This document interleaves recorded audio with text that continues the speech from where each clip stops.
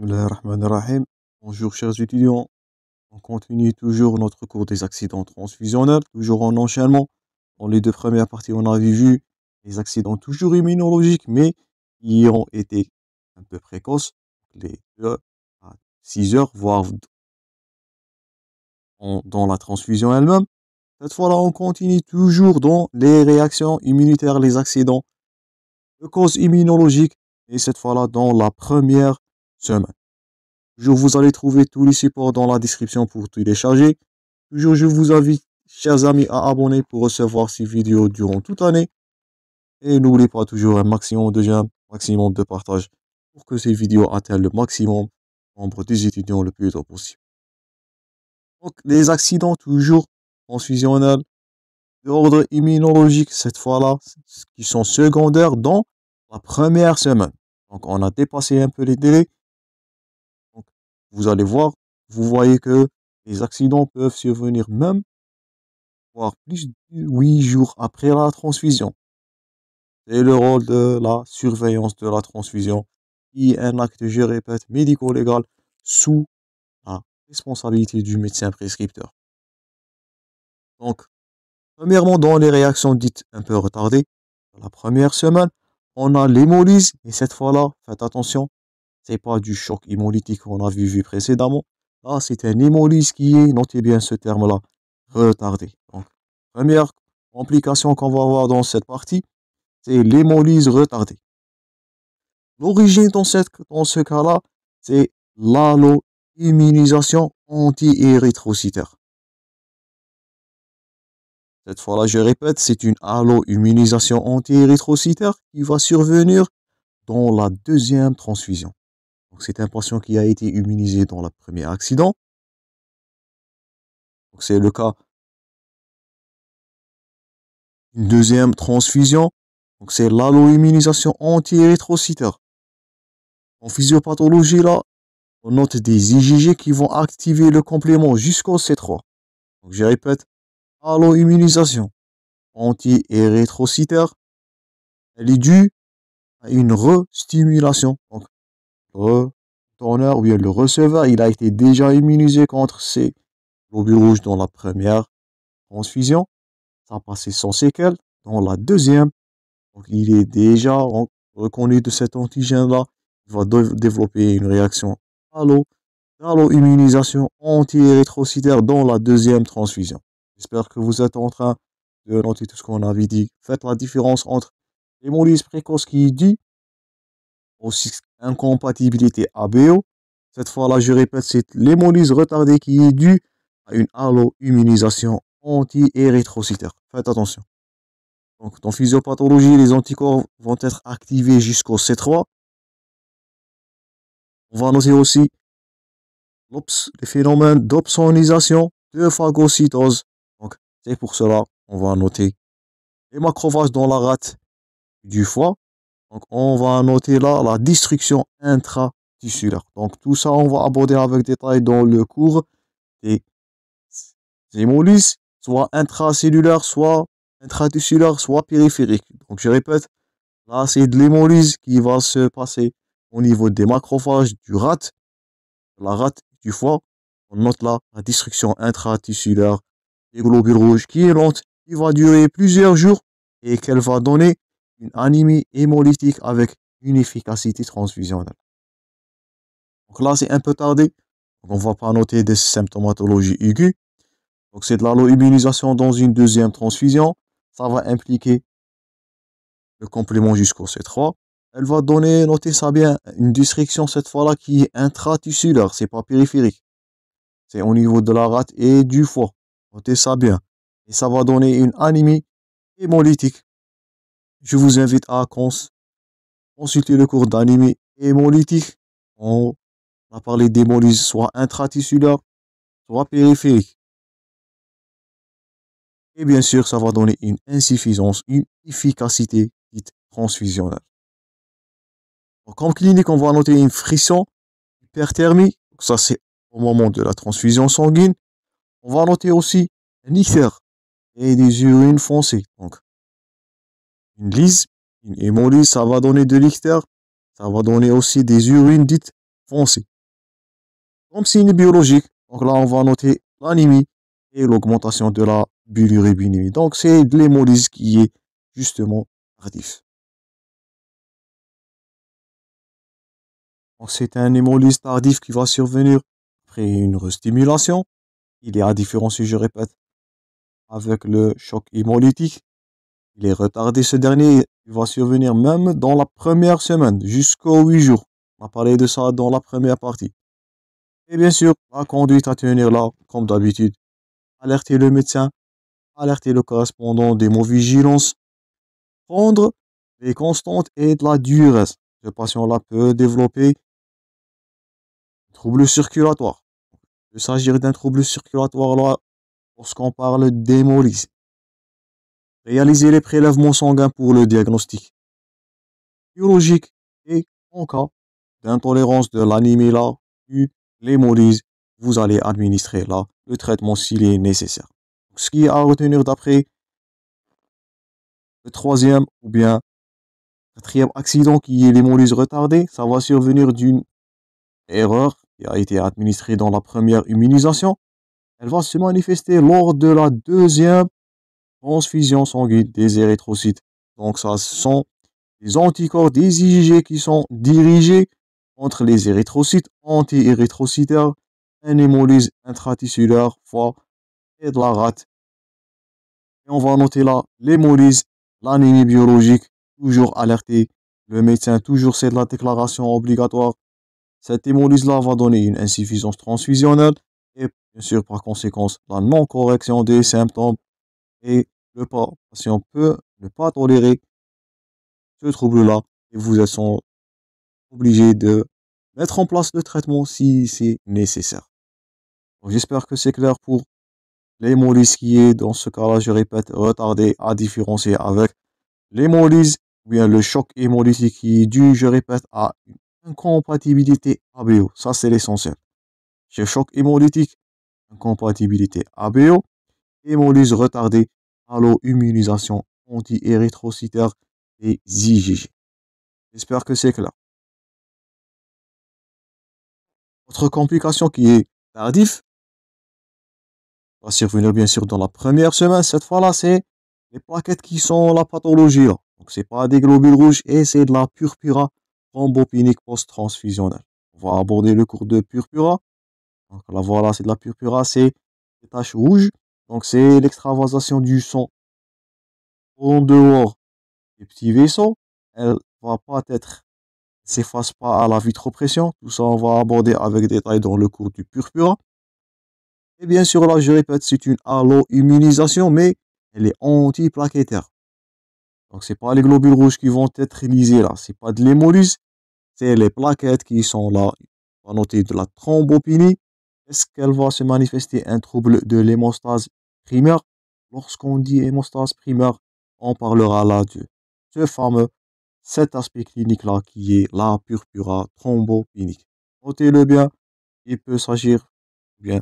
C'est une pathologie à mieux connaître. Donc, c'est primordial. Donc là, bien sûr, ça va survenir lorsqu'on dit allo-immunisation. Toujours, on parlera de deuxième transfusion. Toujours, c'est retardé. On va impliquer là les anticorps qui sont dirigés antiplaquettaires. Ils vont impliquer l'antigène anti-HPA. Les anticorps, on va noter anticorps anti-HPA1 alpha et l'anticorps anti-HPA5 bêta.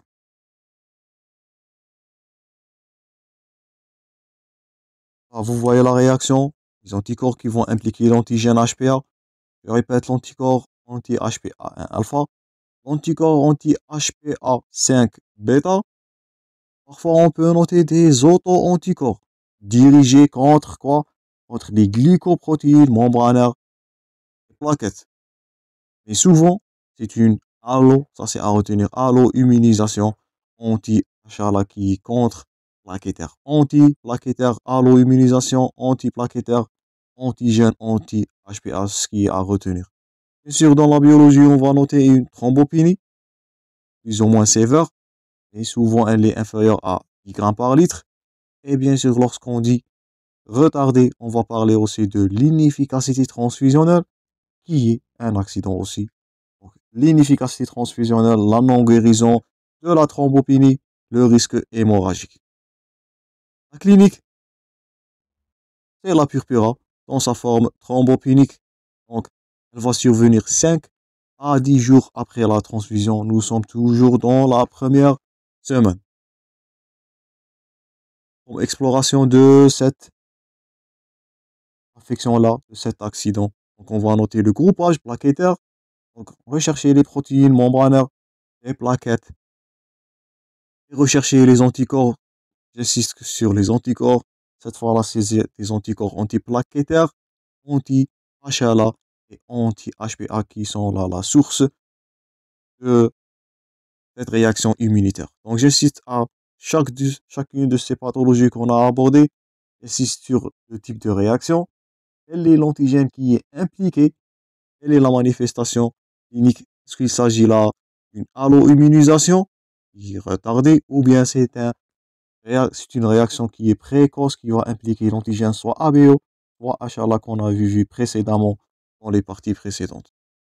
Donc j'espère que c'est clair pour le deuxième pathologie aujourd'hui qui est la purpura thrombopénique, l'allo-immunisation anti-plaquettaire. On continue et on va voir troisième accident qui est toujours immunologique mais un peu retardé. C'est la réaction du greffon contre l'hôte. Ça nous fait rappel au cours de produits sanguins labiles. On a parlé de rôle des produits sanguins labiles qui sont irradiés des leucocytes pour éviter cette réaction-là. Je vous invite toujours à traiter le module en enchaînement pour mieux comprendre. Donc, devant une réaction du greffon contre l'hôte, je répète, là, elle est à éviter ou bien on peut la prévenir par donner des produits sanguins labiles qui sont des leucocytes irradiés. Donc, une réaction de greffon contre l'hôte, donc c'est l'attaque de l'organisme du receveur malheureusement par les cellules immunocompétentes du donneur. Elles sont dues pourquoi? À une immunodépression du receveur malheureusement. C'est la prolifération des lymphocytes résiduels qui vont rester dans les produits sanguins, donc ils sont non déleucocytés ou bien non irradiés. C'est pour cela, c'est pour un patient, ça c'est à retenir, c'est très important. Pour un patient qui est immunodéprimé, on donnera des produits sanguins dits déleucocytés irradiés pour éviter la réaction du greffon contre l'autre. Ce patient-là, il est immunodéprimé. Les lymphocytes résiduels, ils sont présents soit dans le CGR ou bien dans le CP concentré plaquettaire, peuvent proliférer et donner cette fameuse réaction-là. Donc, observez les sujets immunodéprimés, soit déficit immunitaire grave, c'est le cas des patients VIH vivant avec VIH, un traitement anticancéreux, les immunosuppresseurs puissants peuvent donner des immunodépressions dites iatrogènes. Le nouveau-né, le greffé, un patient sous corticothérapie bien sûr, maladie de Hodgkin et le don intrafamilial. Donc je répète, faites attention toujours devant ce terrain. Donc je répète, le déficit immunitaire grave, il peut être pathologique ou médicamenteux, traitement anticancéreux, nouveau-né, greffé, maladie d'Hodgkin qu'on a vu précédemment. Parmi les signes, c'est l'immunodépression et le don intrafamilial. Clinique, donc elle survient 2 à 30 jours après la transfusion. Qu'est-ce qu'on va noter? C'est mieux illustré à droite, c'est du syndrome cutané. Ça, c'est de l'érythrodermie et les bulles cutanées que vous le voyez très clairement à droite dans l'illustration. Donc là, dans le deuxième vers 30 jours après la transfusion, c'est un peu tardif. Syndrome cutané, l'érythrodermie, les bulles cutanées, un syndrome digestif. Donc on va noter diarrhée et douleur abdominale. Donc là, vous voyez le syndrome cutané. Les réactions digestives, diarrhée et douleur. Un syndrome hépatique. On parlera là d'ictère. Et on va noter une cytopénie qui est sévère. Donc, c'est leucocyte là ces globules blanches vont attaquer les trois lignées chez le receveur et elle va donner une pancytopénie sévère qui est la diminution des plaquettes, des globules rouges et même des cellules immunitaires chez ce patient-là qui est déjà immunodéprimé. La prévention, c'est simple, je répète, c'est l'irradiation des produits sanguins labiles. Donc, on a parlé de ça dans le cours des produits sanguins labiles. Vous êtes les bienvenus à le consulter pour mieux comprendre ce qu'on est en train de parler. Avant de conclure les réactions dites immunologiques, on va voir l'inefficacité transfusionnelle. Donc, qui est, je répète, parmi les causes, bien parmi les accidents transfusionnels. Donc, cette insuffisance peut être dans les transfusions érythrocytaires, soit dans le CGR, soit dans les transfusions plaquettaires devant un CP. Donc, insuffisance transfusionnelle, bien l'inefficacité transfusionnelle. Premier cas, en cas de transfusion érythrocytaire, donc dans le premier jusqu'aux 5 jours après la transfusion, on va noter une pâleur cutanéo-muqueuse, un subictère conjonctival, parfois une splénomégalie, ça nous fait rappel à l'hémolyse retardée, qui est une inefficacité transfusionnelle. Donc on est en train de récapituler. Donc des urines foncées, des selles non décolorées, une hémolyse retardée. La physiopathologie, c'est la présence des anticorps qui entraînent quoi?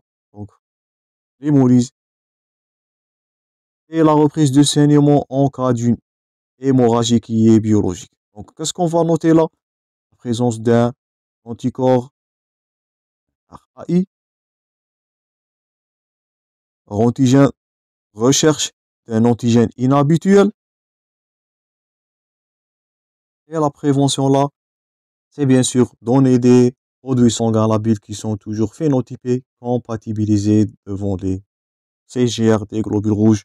On a parlé de ça, des CGR phénotypés et même compatibilisés. Devant une transfusion plaquettaire, elle va survenir le lendemain d'une transfusion après un syndrome frisson hyperthermie. On avait parlé dans la partie précédente. Vous pouvez le consulter. Là, l'étiologie, c'est la présence chez le receveur là d'un anticorps qui est de type anti-HLA. Tout ça, on a abordé dans l'ordre chronologique des réactions immunologiques post-transfusionnelles. Donc, pour éviter l'inefficacité transfusionnelle devant un concentré globulaire rouge, toujours rechercher un antigène. On a des produits sanguins toujours qui sont qualifiés, phénotypés. N'oublie pas l'irradiation devant un syndrome, je répète, réaction greffon contre hôte. Et bien sûr, devant une insuffisance plaquettaire, donc c'est recherche de l'antigène qui est dirigé contre HLA, donc c'est la réaction frisson hyperthermique. Dernier accident transfusionnel d'ordre immunologique, c'est les réactions ou bien les complications lointaines, c'est les accidents transfusionnels immunologiques dits retardés. Là, on va parler de l'allo-immunisation qu'on avait vu précédemment. Donc, c'est du récapitulatif de ce qu'on avait dit précédemment. Donc, si c'est une insuffisance, peut être due soit à une immunisation, soit des produits sanguins, un CGR ou un concentré plaquettaire. Donc, c'est là le cas de présence d'un antigène irrégulier ou le cas de présence des anticorps anti-HLA. Ou, si c'est le cas là, deuxièmement, les accidents lointains, dites lointains, vont survenir à cause d'une allo-immunisation. Donc ça, on a parlé de pathologie retardée. Donc c'est une allo-immunisation transfusionnelle qui va impliquer les antigènes érythrocytaires ou leucocytaires, plaquettaires et sériques, qui vont aboutir à l'apparition d'anticorps irréguliers communs. Alors, je vous invite à garder toujours l'ordre d'immunogénicité du système des globules sanguins. Donc, toujours classe à la, premièrement, l'HLA de classe 1, suivi par le grand D, petit c, grand K, grand E, grand C, et la liste s'allonge, même voire arriver jusqu'au système KID, MNS, du fait, voire dernièrement HPA alpha et HPA5 bêta. Donc tout ça, ce sont des antigènes qui sont présentes sur la membrane des érythrocytes. Tout ça, on va aborder dans les groupages sanguins qui sont responsables donc là de l'apparition d'un anticorps irrégulier dit humain. Et bien sûr, là, l'allo-immunisation, c'est une état immunologique qui est latente.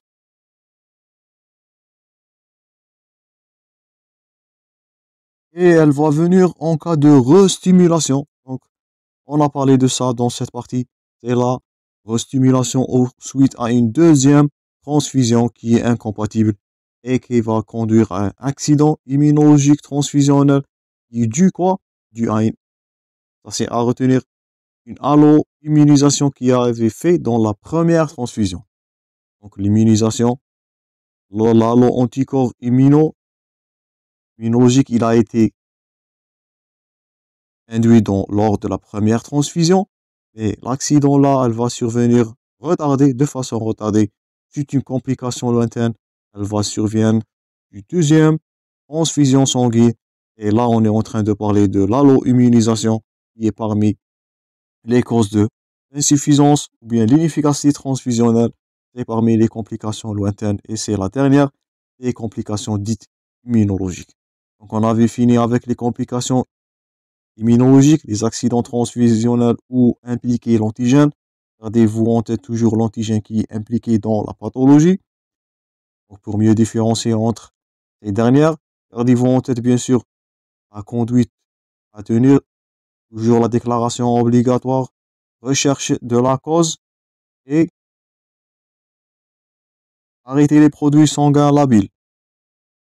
Et comme inefficacité, là on est en train de parler de l'allo-immunisation ou la présence des anticorps anti-HLA ou anti-érythrocytaires.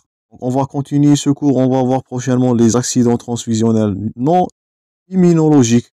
Donc je vous remercie pour votre attention, chers amis. Je vous rencontrerai dans la suite de ce cours. Merci pour votre attention et à la prochaine.